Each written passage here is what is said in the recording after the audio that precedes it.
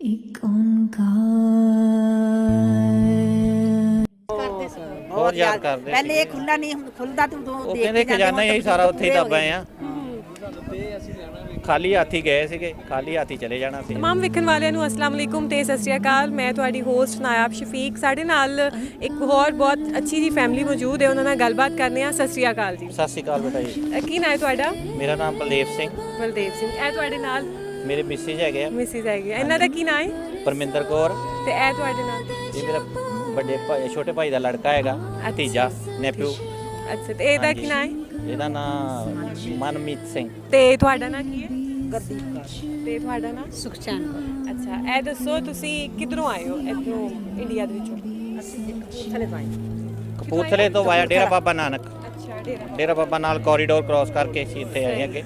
ਤੇ ਠੀਕ ਹੈ। ਕਿਹਦਾ ਲੱਗਾ ਤੁਹਾਨੂੰ ਇੱਥੇ ਆ ਕੇ? ਬਹੁਤ ਵਧੀਆ ਹੈਗਾ, ਠੀਕ ਹੈ ਨਾ। ਸਾਡੇ ਪੁਰਾਣੀ ਗੁਰੂ ਨਾਨਕ ਦੇਵ ਜੀ ਦੀ ਨਿਸ਼ਾਨੀ ਸੀਗੀ। ਅੱਛਾ, ਪਾਕਿਸਤਾਨ ਦੇ ਸੀ ਉਹ?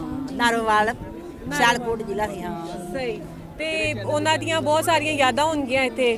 ਕੀ ਤੁਹਾਨੂੰ ਆਪਣੀਆਂ ਯਾਦਾਂ ਬਾਰੇ ਦੱਸਦੇ ਸੀ? ਉਹ ਕਿਹੜੇ ਸ਼ਹਿਰ ਤੇ ਤੁਸੀਂ ਦੱਸ ਛੜਿਆ ਸਿਆਲਕੋਟ ਦੇ ਸੀ, ਤੇ ਉੱਥੇ ਇਹਨਾਂ ਦੀਆਂ ਜਗ੍ਹਾ ਵੀ ਰਹਿ ਕੇ ਹੋਈਆਂ, ਬਹੁਤ ਸਾਰੀਆਂ ਚੀਜ਼ਾਂ, ਪੁਰਾਣੇ ਘਰ ਵੀ। ਤੇ ਯਾਦ ਕਰਦੇ ਸੀ ਉਹ?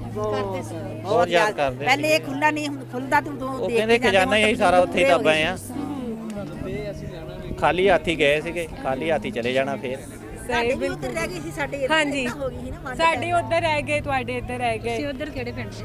ਅਸੀਂ ਜ਼ਿਲ੍ਹਾ ਗੁਰਦਾਸਪੁਰ ਦੇ। ਅੱਛਾ ਮੇਰੇ ਦਾਦਾ ਜੀ ਉੱਧਰ ਦੇ ਸਨ।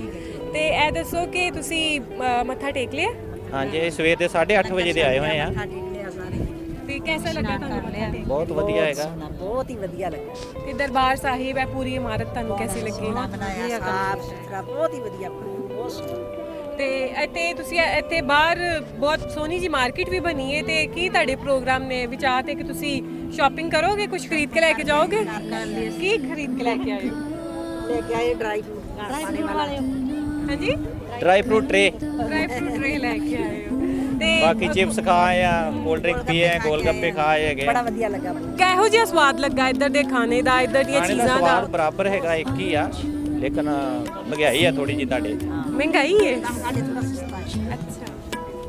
ਤੇ ਤੁਸੀਂ ਫਿਰ ਇਹ ਦੱਸੋ ਕਿ ਜੇ ਤੁਸੀਂ ਆਨ ਡੇ ਸੋ ਕੋਈ ਉਹ ਹੁੰਦੀਆਂ ਨੇ ਨਾ, ਬੱਚਿਆਂ ਨੇ ਕਿਹਾ ਹੁੰਦਾ ਹੈ ਕਿ ਫਰਮਾਇਸ਼ਾਂ ਹੁੰਦੀਆਂ ਨੇ ਸਾਡੇ ਲਈ ਇਹ ਲੈ ਕੇ ਆਣਾ ਉੱਥੇ ਜਾਓਗੇ, ਤੇ ਤੁਹਾਡੇ ਨਾਲ ਸੀ ਕੋਈ ਫਰਮਾਇਸ਼ ਵਗੈਰਾ ਬੱਚਿਆਂ ਦੀ? ਫਰਮਾਇਸ਼ ਬੱਚਿਆਂ ਦੀ ਕੋਈ ਨਹੀਂ। ਬੱਚਿਆਂ ਦੀ ਫਰਮਾਇਸ਼ ਇਹ ਹੀ ਆ ਕਿ ਸਾਨੂੰ ਵੀ ਦੁਬਾਰਾ ਤੁਸੀਂ ਇੱਕ ਵਾਰੀ ਦੇ ਦਰਸ਼ਨ ਕਰਕੇ ਆਓ, ਦੁਬਾਰਾ ਅਸੀਂ ਵੀ ਦਰਸ਼ਨ ਕਰਨ ਜਾਈਏ। ਤੇ ਤੁਸੀਂ ਹੁਣ ਬੱਚਿਆਂ ਨੂੰ ਕਿਦੋਂ ਲੈ ਕੇ ਆਓਗੇ? ਬਸ ਦੇਖਾਂਗੇ, ਇੱਕ ਬੇਟਾ ਬਾਹਰ ਹੈਗਾ, ਆਉਣਗੇ ਇਕੱਠੇ ਵਿਦ ਫੈਮਿਲੀ ਆਉਣਗੇ।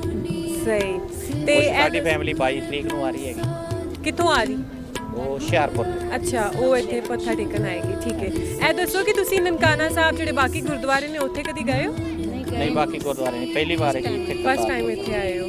ਤੇ ਤੁਸੀਂ ਅੱਛਾ, ਇਹ ਦੱਸੋ ਹੁਣ ਕਿ ਪਾਕਿਸਤਾਨ ਜਦੋਂ ਤੁਸੀਂ ਇੱਥੇ ਆਏ ਸੋ ਉਹ ਬੜਾ ਇੱਕ ਹੁੰਦਾ ਹੈ ਨਾ ਕਿ ਪਤਾ ਨਹੀਂ ਪਾਕਿਸਤਾਨੀ ਲੋਕ ਕੈਸੇ ਨੇ, ਕਿਸ ਤਰ੍ਹਾਂ ਦਾ ਬਿਹੇਵ ਕਰਨਗੇ, ਉਹ ਇੱਕ ਅਜੀਬ ਜਿਹਾ ਇੱਕ ਮਾਹੌਲ ਜਿਹਾ ਬਣਿਆ ਹੁੰਦਾ ਹੈ। ਤੇ ਤੁਹਾਨੂੰ ਇੱਥੇ ਆ ਕੇ ਪਾਕਿਸਤਾਨੀ ਲੋਕ ਕਿਹੋ ਜਿਹੇ ਲੱਗੇ? ਸਾਨੂੰ ਬੜਾ ਪਿਆਰ ਕੀਤਾ, ਸਭ ਨੇ ਫੋਟੋ ਖਿਚਾਈਆਂ ਨੇ, ਬੜੇ ਪ੍ਰੇਮ ਨਾਲ ਬੋਲੇ ਨੇ ਸਾਰੇ, ਬਹੁਤ ਹੀ ਵਧੀਆ ਲੱਗੇ।